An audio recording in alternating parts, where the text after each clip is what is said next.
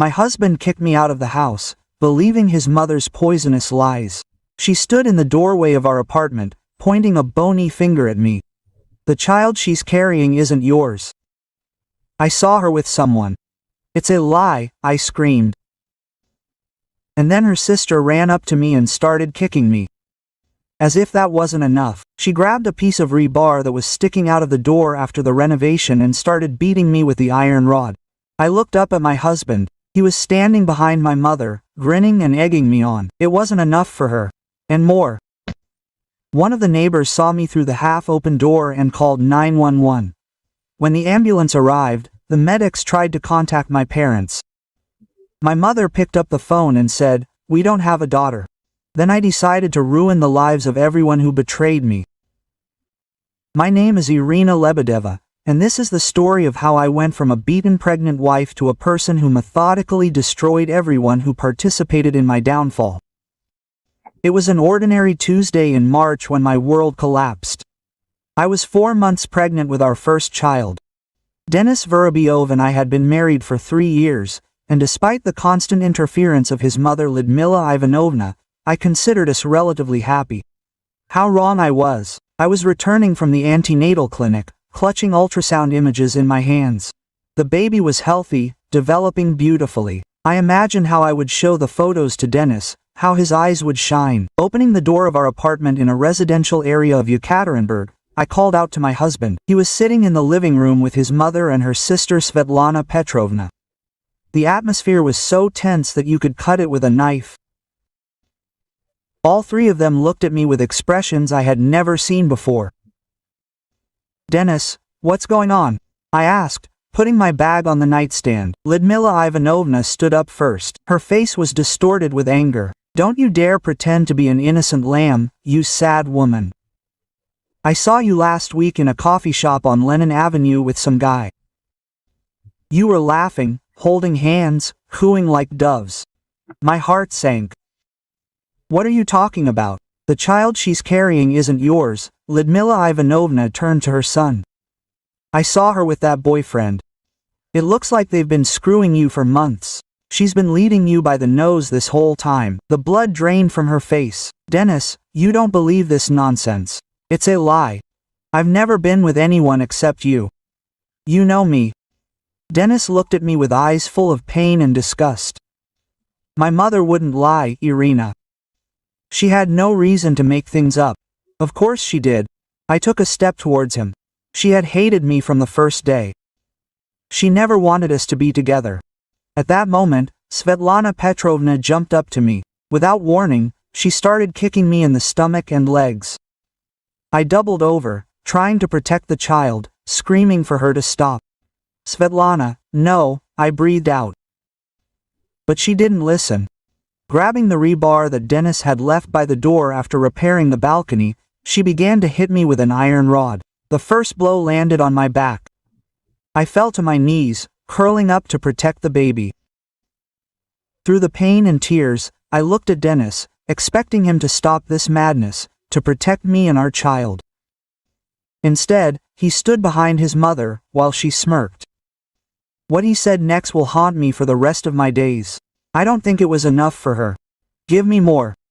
Svetlana swung again, and I thought they were going to kill me. Blood was pouring into my eyes, my vision was blurring. All I could think about was my child. Suddenly, a voice came from outside. "Hey, what the hell is going on? I'm calling the police." Quote, my screams must have been heard by Tamara Fyodorovna, my neighbor on the landing. A few minutes later, sirens began to wail. When the paramedics and the police arrived, I was almost unconscious. They found me on the floor bleeding, and Svetlana was still clutching the bloody rebar. Denis and my mother tried to wash the blood off the parquet, as if that could fix anything. The ambulance took me to hospital number 40. Miraculously, the baby was okay, battered and scared, but alive. The police tried to contact my parents for 4 days in the hospital. They found their contacts in my phone. I never deleted the numbers after our fight 3 years ago. And then came the second blow. When the investigator reached my parents, my mother picked up. After hearing what had happened, she said words that finished off the last of my heart. "We don't have a daughter. My parents, who disowned me when I married Dennis against their will, refused to acknowledge my existence even at the most terrible moment of my life. The young investigator looked confused as he relayed the news. There was pity in his eyes. Lying on a hospital bed, abandoned by everyone I trusted, I felt something break inside me. But it wasn't the kind of break that leaves a person shattered. It was a transformation into something harder, colder, and infinitely dangerous. I decided to destroy them all. The first thing I did was document everything. Every injury, every certificate, every report. Svetlana Petrovna was arrested under Article 112 of the Criminal Code of the Russian Federation, intentional infliction of moderate bodily harm. Lyudmila Ivanovna was charged as the instigator. Dennis was not charged with any criminal offenses, but I made it clear that his nightmare was just beginning. While still in the hospital, I called Anna Sergeyevna Sinitsina, a family lawyer I had met through work. She had a reputation as a ruthless defender of women who had suffered from domestic violence. "Irina, what they did to you was monstrous," Anna Sergeyevna said at our first meeting. "We will make them pay by all legal means." The first lawsuit against Svetlana for causing harm to health. The evidence was ironclad.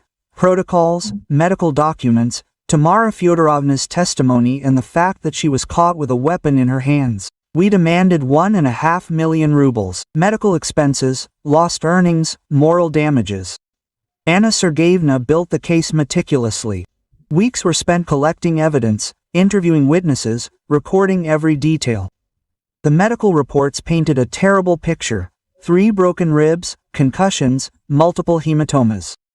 I almost lost my child. During interrogation, Svetlana tried to lie about self-defense. Allegedly, I was the first to attack my mother-in-law. When Anna Sergeyevna latched onto this lie, Svetlana got confused and began to contradict herself. The court secretary barely had time to write down her confusing testimony. Quote, "So you're saying," my lawyer said in an icy tone, "that my client, 4 months pregnant, posed a threat to a healthy 45-year-old woman and her 62-year-old sister. That you thought it was justified to beat her with rebar?" Quote, the lawyer at large, who was defending Svetlana, weakly objected, but everyone in the courtroom understood that there was no defense. The civil trial had been a disaster for Svetlana. Anna Sergeyevna had put photographs of my injuries in a prominent place. The judge, an elderly woman with grandchildren, turned pale when she saw that Svetlana had become pregnant. I testified as calmly as possible, relying only on the facts. There was no need to embellish anything, though. I was being blunt. When I told him how I looked at my husband, and he egged him on to beat me harder, the judge's voice trembled. Svetlana's testimony turned into a failure. She looked cold, detached, not understanding the gravity of what she had done. When asked if she regretted it, she replied, "I was protecting my sister. I would do it again." Quote, the court ruled in my favor, 1.5 million rubles in compensation. Svetlana burst into tears, finally realizing the scale of the consequences. Working as a senior accountant at Vagarant, she did not have that kind of money. The enforcement proceedings forced her to sell her apartment, withdraw her savings, and get into debt. But it was not enough for me to see her financial collapse. I wanted complete destruction. I hired Pyotr Sergeyevich Lapshin, a private detective, a former detective with extensive connections. "I will find everything you need," he assured me. People who are capable of beating up a pregnant woman usually have a lot of skeletons in their closet. Pyotr was right. What he dug up finished off Svetlana completely. It turned out that Svetlana Petrovna had been stealing from her employer for 2 years. The scheme was cunning. She identified dormant insurance policies, those for which there had been no claims for more than a year. Then she wrote off administrative fees from them and transferred them to a double account, opened for a shell company with a similar name. Through this scheme, she withdrew more than 2 million rubles. The money was spent on gambling. Svetlana suffered from gambling addiction, which the family did not suspect. Every weekend she lost tens of thousands in online casinos and bookmakers. Debts to microfinance organizations grew like a snowball. This is probably why she was so aggressive, noted Pyotr. People in a financial hole often take it out on others. I anonymously handed over the documents to the Garand Security Service. The information was professionally prepared. Clear statements, a documentary trail that can be easily verified. The insurance company responded with lightning speed. Svetlana's access to the systems was blocked. An internal investigation was launched, and the police were involved. She was arrested right in the office on Thursday morning, taken out in handcuffs in front of all the employees. The city portal Yekaterinburg Online published the material. A theft scheme was uncovered in a regional insurance company. By evening, the news had spread across local telegram channels. Photo of Svetlana in handcuffs was discussed in every yard chat. The article mentioned how Svetlana faced a civil suit for assault, directly linking her criminal behavior to the beating of a pregnant woman. After her arrest in the office, she was immediately fired, convicted of embezzlement, and sentenced to 3 years in a general regime penal colony. Her career was destroyed, her reputation in tatters, everything crushed to dust. But I was not done with her yet. While Svetlana was awaiting sentencing, it turned out that she had 2 adult children, Stepan and Alexandra, living in other regions. Both had long distanced themselves from their mother because of her toxicity and constant scandals, but they maintained minimal contact. I found them through social networks. Not to harm them, I just wanted them to know the truth about their mother.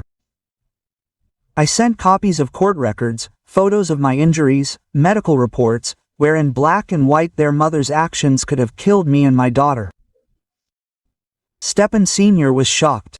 Answered immediately, apologized, explained, erased my mother from my life many years ago because of her aggression and pathological irresponsibility. I am very sorry that this happened to you, he wrote. I was afraid for years that she would hurt someone. My wife and I do not let her near our children. There were similar incidents.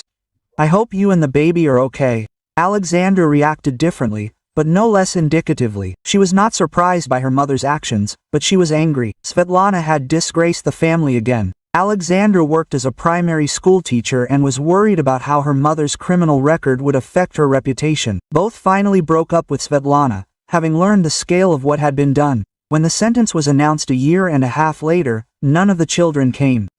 She sat in the dock alone, finally realizing that her actions had cost not only her freedom and money, but also her family.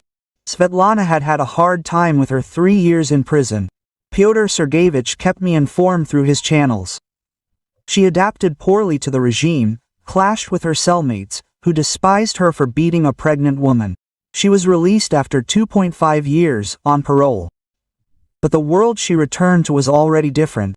The apartment was sold to pay off debts. The children did not want to know her. Friends and acquaintances turned away. A convicted person, with no prospects, no chance to return to her former life. Svetlana got a job at a social shelter for pennies, struggling with the reality of a ruined life. The last thing Pyotr reported, she washes floors in a business center at night, rents a place in a dormitory, barely making ends meet. The woman who considered herself entitled to beat a pregnant woman was now powerless, alone, and paid for her cruelty every day. This realization brought me satisfaction that no amount of money could have given me. But Svetlana was only the beginning. For the next 2 years, I methodically pursued all the traitors. Next up is Lyudmila Ivanovna. Accusations of incitement earned her a suspended sentence and community service. But I didn't rely on criminal justice alone. I filed a lawsuit for defamation, libel, and moral damages in the amount of 2 million rubles. During the trial, my lawyer requested printouts of Lyudmila Ivanovna's calls, social media correspondence, and bank statements. What we discovered shocked even the seasoned Anna Sergeyevna. Lyudmila Ivanovna had been planning the attack for months, stalking me, taking photos, and even hired someone to create dirt. That lover from the coffee shop turned out to be her distant relative Maxim. She paid him for a staged photo, which was then photoshopped to create the illusion of intimacy. Maxim was tormented by his conscience after what happened. He got in touch himself and provided the correspondence on Telegram, where Lyudmila Ivanovna detailed her plan to destroy my marriage. With such evidence, the court awarded full compensation, 2 million. Lyudmila Ivanovna had to sell her apartment in the center and move in with distant relatives in the region. But I didn't stop. Lyudmila Ivanovna headed the accounting department in a municipal institution for 15 years, and was proud of her position, status, and connections. Using the court materials, I sent an appeal to her management about the inadequacy of her position in terms of moral and ethical qualities. The municipality, not wanting to be associated with the organizer of the brutal beating of a pregnant woman, fired Lyudmila Ivanovna by mutual agreement. At 62, she was left without a job, without money, and without a chance of employment. With her reputation and age, finding a job became impossible. The last thing I heard about her was that she was living with a second cousin in the Chelyabinsk region, for the first time in her adult life, completely dependent on someone else's mercy. Now it's Denis's turn, the man who promised to love and protect, but encouraged his family to beat his pregnant wife. His betrayal hurt the most. We shared dreams, built a future. I trusted him unconditionally. The discovery of his true nature required special retribution. The divorce proceedings. I turned into a public execution. Anna Sergeyevna proved that Denis not only failed to protect his wife and unborn child, he actively participated in the beating, encouraging violence. 5 months after Anya's birth, I demanded a genetic test. Denis resisted, hoping to preserve at least some doubts about paternity, but Anna Sergeyevna made it clear that cooperation would mitigate the consequences. The test result was 99.99% probability of paternity. When the conclusion was announced in the courtroom, Denis literally cringed. His birth mother convinced him to abandon his wife and child based on a 100% lie, and now everyone knew it. Quote, "Your Honor," Anna Sergeyevna addressed the judge. "Before us is a man who not only believed the monstrous slander about his wife without verification, but actively encouraged violence against a pregnant woman. DNA testing proves that Mr. Vorobyov abandoned his family on the basis of fabricated charges." Denis's lawyer, Roman Mission, a slippery type who specialized in hopeless cases, tried to present his client as a victim of his mother's manipulations. The argument backfired when Anna Sergeyevna presented audio recordings of our consultations with a family psychologist. In the recordings, made with the consent of the specialist, Denis complained about his mother's interference in our marriage. But he admitted that he was too weak to resist her. The psychologist directly warned that the inability to establish boundaries with his mother would destroy the family. "So you knew that the mother was the problem?" Anna Sergeyevna clarified during questioning. "They knew about the attempts to interfere in the marriage, received professional recommendations, and yet, having heard the accusations, they immediately and unconditionally believed her." Denis Myamlil is unable to explain his actions. It became obvious that he wanted to believe his mother's lie. It gave him a reason to escape the responsibility of a husband and father. According to the family code, cruel treatment is taken into account when dividing property. I was awarded an apartment, his car, 60% of joint assets and alimony in a fixed monetary amount, 30,000 monthly for my daughter plus compensation for moral damage. But the financial losses were only the beginning. Over the years of marriage, I studied Denis. He painfully valued his professional reputation and social status. He was proud of his position as a successful engineer, a good guy. I methodically destroyed both. Denis worked for 7 years in the urban planning department of a prestigious design organization. His colleagues valued him and often predicted a promotion to the head of the department. I contacted Anastasia Fralova, a journalist for the city portal Moi Yekaterinburg, specializing in social issues and domestic violence. "I have a story that might interest you," I said over the phone. About a local engineer who encouraged his family to beat his pregnant wife, about how the system protects aggressors with a good reputation. Anastasia was fired up. Stories about outwardly respectable men committing violence were her specialty. We met in a coffee shop. I handed over copies of the reports, court decisions, medical reports, photographs and injuries. Quote, "A nightmare," Anastasia exhaled, leafing through the documents. "He really did order you to be beaten harder." "That's right. And that's not all. His mother fabricated evidence of infidelity, hired a relative to fake the photos, and organized the entire attack." Denis didn't doubt it for a second. For 2 weeks, Anastasia conducted an investigation, interviewed witnesses, studied documents, and tried to get comments from the Vorobyov family. No one wanted to talk, which looked even more suspicious. The material was published on Sunday under the headline, "An engineer from Yekaterinburg incited his relatives to beat his pregnant wife." The portal's main page featured Denis's photo from the corporate website, the Gradproект building, and processed images of my injuries. The story spread across local social networks in a matter of hours. Colleagues, friends, and Denis's business contacts shared the material and commented. The reaction was unanimous. People were shocked that a respected person turned out to be an abuser. Gradpro's management was furious when local news channels picked up on the story. The company positioned itself as a socially responsible business with strong family values. One of the leading engineers involved in domestic violence is a nightmare for the PR department. The reaction was lightning fast. On Monday morning, Dennis was summoned to the CHROT department and suspended from work for the duration of an internal investigation.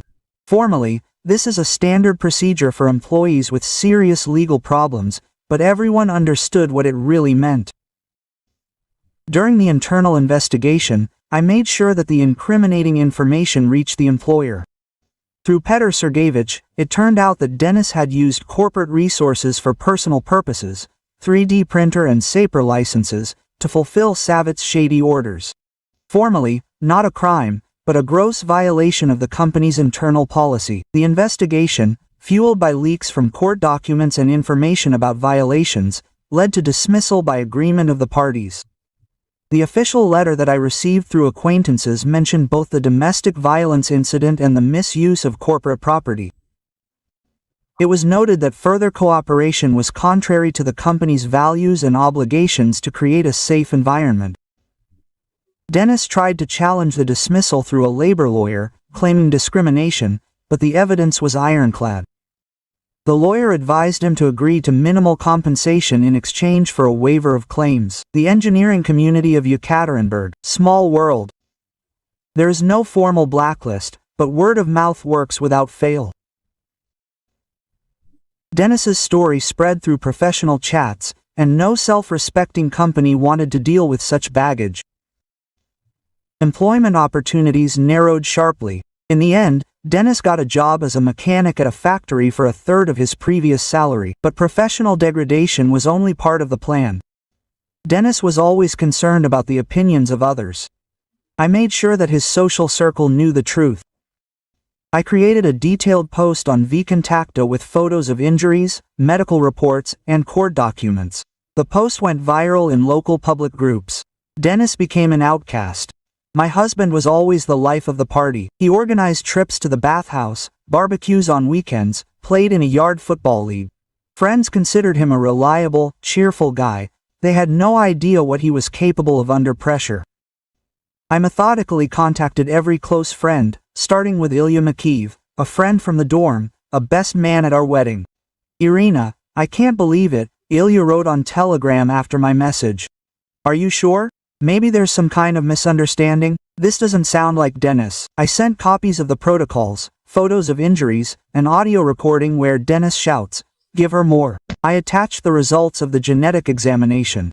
Proof that Anya is definitely his daughter, despite her mother's lies. Ilya responded in 3 hours. I don't know what to say. I feel sick.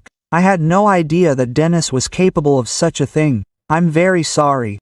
Within a week, the information had spread to all his friends from the institute. The group chat Nashi Obshinst, active for over 10 years, fell silent when Dennis tried to write. Silence in response to his offer of a traditional fishing trip. Of the 20 invited to the birthday party, 2 came and left an hour later. His colleagues reacted no less harshly. Boris Klimov, his closest friend from the Urban Development Project, publicly stated, "I have a wife and a daughter." The mere thought that a person I trusted would incite the beating of a pregnant woman rebar, it makes me sick. I don't want to know Denis Vorobyov anymore. Dennis tried to justify himself, saying that his mother manipulated him, and that he regretted it. But the justifications didn't work. People couldn't forgive encouraging violence against a pregnant woman. No apology seemed adequate to such a betrayal. Dennis's entire family was shocked to learn the truth. His uncle Alexander called me personally. What Dennis did is unforgivable. I've known this guy since birth. I never thought he was capable of such a thing.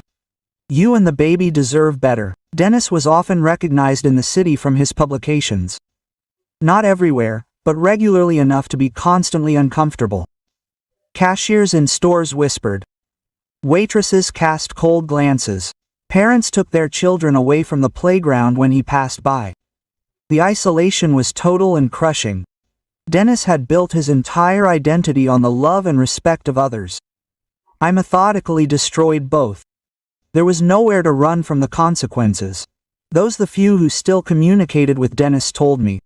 He became withdrawn, embittered, depressed. He blamed everyone around him, me for ruining his life, his mother for lying, his friends for betrayal, society for not forgiving him. But Dennis still didn't understand the main thing. The situation was entirely his doing. He chose to believe his mother's lie without checking. He chose to kick me out of the house. He chose to stand there and incite the beating of his pregnant wife. Every consequence was a direct result of these choices. Financial pressure was finishing him off. Alimony, legal costs, reduced income. Dennis was barely making ends meet. He moved from our apartment to a rundown one-room apartment on the outskirts, sold his crossover, bought a used Granto with 200,000 miles on the clock. Lyudmila Ivanovna, whose lie had started the whole chain, dealt with the consequences herself and could not help her son either financially or morally. The family, once united in hatred for me, was now split and dealt with the consequences. The sweetest thing was the realization. Dennis would have to live with this for the rest of his days. Whenever I searched for his name on Yandex, the first thing that came up was articles about domestic violence. Every resume, every new acquaintance, every attempt at socialization would all be poisoned by his story. He traded a loving wife, a beautiful daughter, a successful career and reputation for a moment of cowardice and cruelty.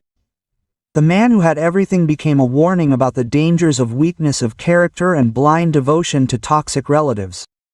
But I was not finished yet. My parents, Sergei and Galina Lebedev, turned their backs on me at the most terrible moment of my life. They deserved special punishment.